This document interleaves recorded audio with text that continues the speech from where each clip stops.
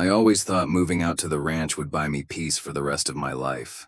I worked 20 years in construction, saved every penny, and when I finally got enough, I bought 50 acres of land just far enough from town that the only sounds I heard were the calls of coyotes at night and the rustle of wind through tall grass. I built my own house, a simple one-story cabin with a wraparound porch and a wood stove that kept me warm through winter. Every morning I'd wake up to the smell of hay, the sound of my horses nickering for breakfast, and the orange glow of sunrise spilling across rolling hills. Neighbors were distant, the road was mine, and life was simple. I thought nothing could disturb that. I thought I was finally free of rules, committees, and people who wanted to stick their noses where they didn't belong. But peace, I learned, is fragile, and all it takes is one person to shatter it. When the subdivision started creeping closer, I didn't pay much attention. At first, it was just a handful of houses springing up a couple miles down the road, mostly young families looking for quiet. They waved when they passed, and I waved back, not thinking much about it. Then the streetlights went up, new asphalt was poured, and I started hearing the word HOA thrown around by people at the feed store. They're trying to manage everything, one man muttered while loading dog food into his truck. Wouldn't be surprised if they tried telling you how to mow your grass. I laughed it off, sure that no one could possibly think they had a say in my land. My ranch was older than their entire development, but I should have paid more attention. Because the meetings I ignored were the ones where decisions were quietly made about roads, boundaries, and power. The first sign of trouble came in a letter. At first glance, it looked like junk mail, a neatly folded paper with the HOA's logo in the corner and polite wording about community integration.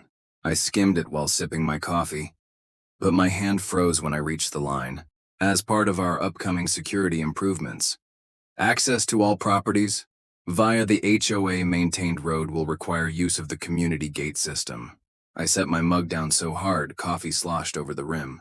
My road wasn't theirs. It was the same dirt trail I'd carved with a rented bulldozer before their subdivision even existed. I pulled the map out of the drawer where I kept my deed and traced the easement with my finger. Everything pointed back to the same truth. That road was mine, so how could they claim ownership? I decided right then I'd show up to their next meeting and straighten it out. The room smelled of perfume and new carpet when I walked into my first HOA meeting.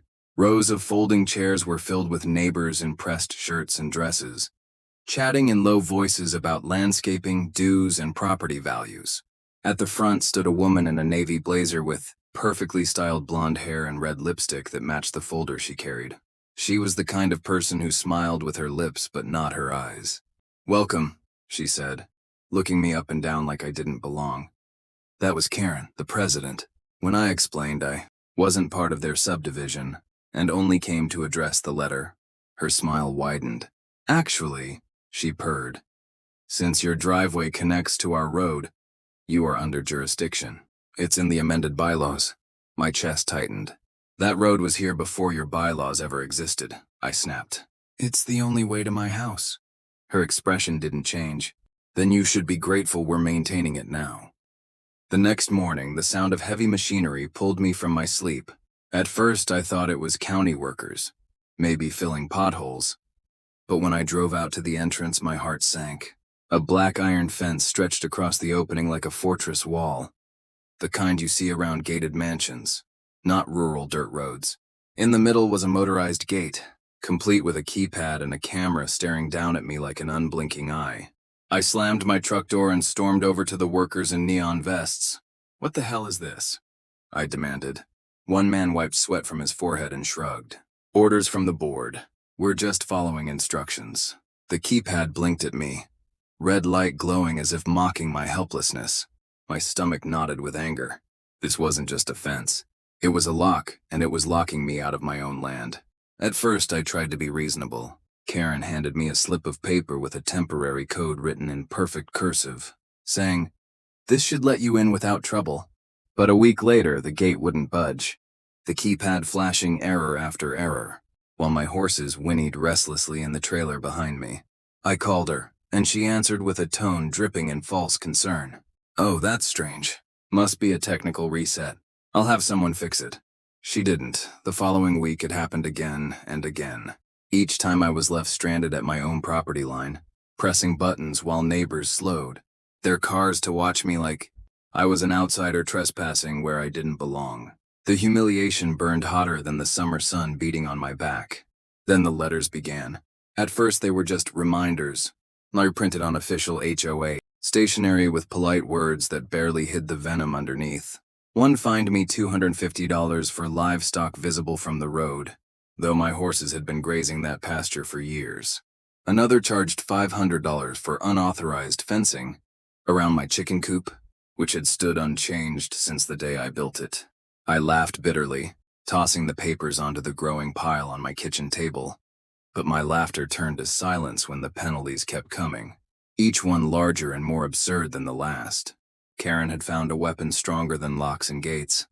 Paperwork designed to bleed me dry. The whispers started soon after. At the gas station, while I filled my truck, a man in a baseball cap approached me.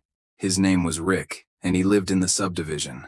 He lowered his voice like he was passing state secrets. "Karen's been talking about you," he said. "Says your ranch is lowering property values. Claims she's gonna fix this whole area, clean it up." His eyes darted nervously as if she might appear out of thin air. I clenched my fists around the pump handle, jaw tight. I wanted to ask why no one stood up to her, but I already knew the answer. People were scared of her, the way bullies control a playground by convincing everyone else they're powerless. I tried taking my complaints higher, filing paperwork with the county to dispute the gate. The clerk gave me sympathetic eyes but shrugged helplessly. "The HOA framed it as a security measure," she explained. "They claim there's been suspicious activity near the road." I demanded evidence, but she shook her head. "That information is confidential."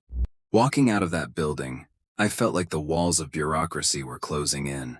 Karen had her claws in deeper than I'd thought. She knew the language, the loopholes, the way to twist safety into control. I wasn't just fighting her anymore. I was fighting a system that enabled her. Then came the attacks that didn't come with signatures or stationery. One morning, I woke to find red spray paint smeared across my barn doors. Eyesore. The letters dripped like open wounds, staining the wood I had nailed together with my own hands. Another day, black trash bags full of rotting garbage were dumped just inside my fence line, swarmed by flies and stinking in the heat. I knew who was behind it, but there was no camera, no witness, nothing I could drag into a courtroom. It wasn't just vandalism. It was psychological warfare meant to grind me down piece by piece until I couldn't take it anymore.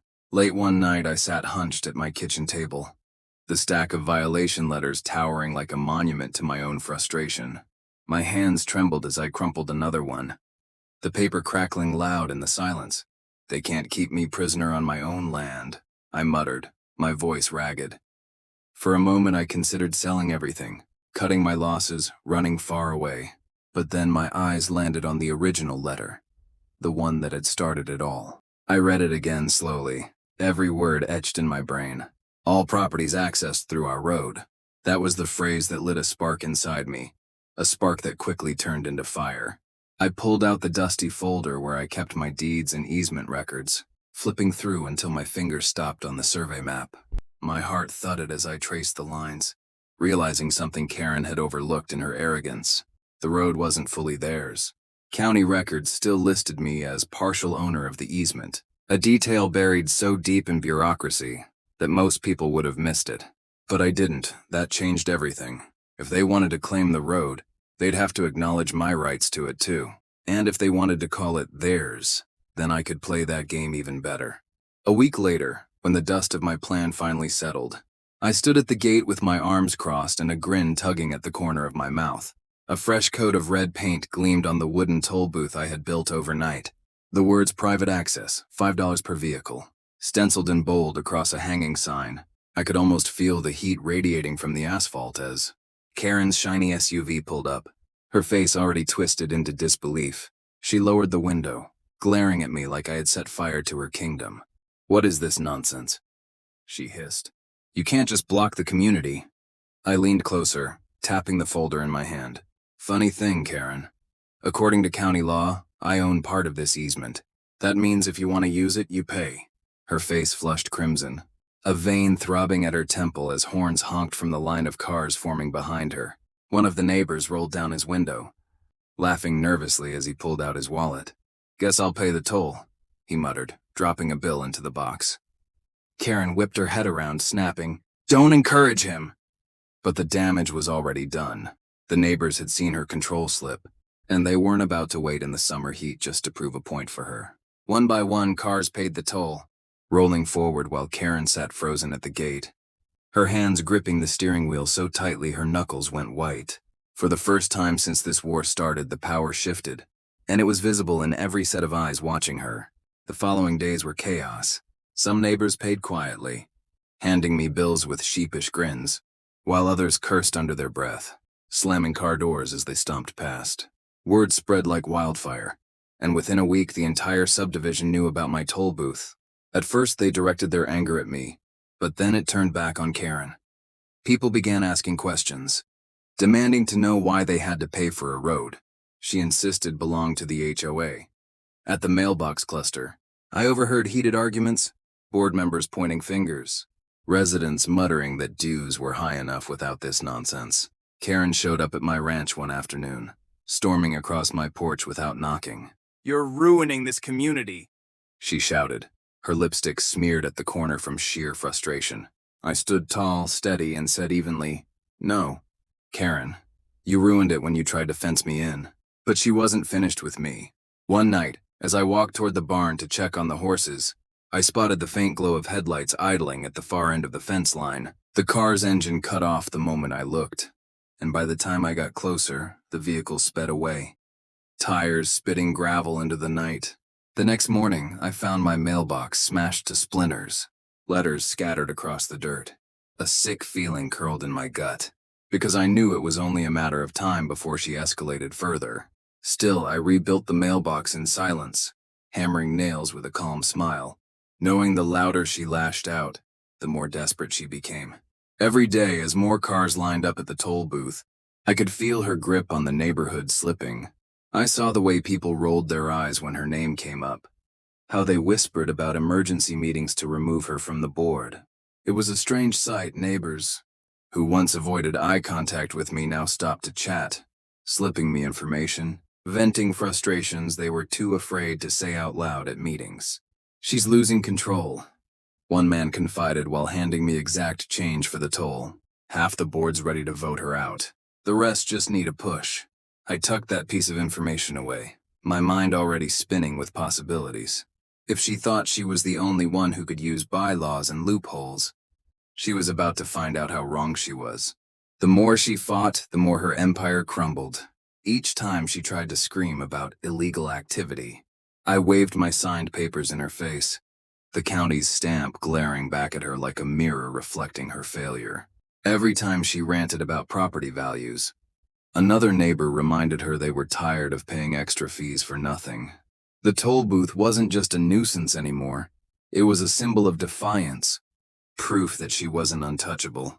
And though I stood calm on the outside, my blood boiled with adrenaline each time she pulled up to the gate, her eyes burning holes through me. It was a dangerous game we were playing, one that could tip into disaster at any moment, and I could feel the storm building just beyond the horizon. What would you have done if the HOA tried to fence you out of your own ranch? Do you think I went too far with the toll booth, or not nearly far enough? Drop your thoughts in the comments, because I read everyone, and I want to know whose side you're on. If you enjoyed this wild ride, make sure to hit that like button, subscribe for more insane HOA and Karen showdowns, and ring the bell so you don't miss the next twist in this story.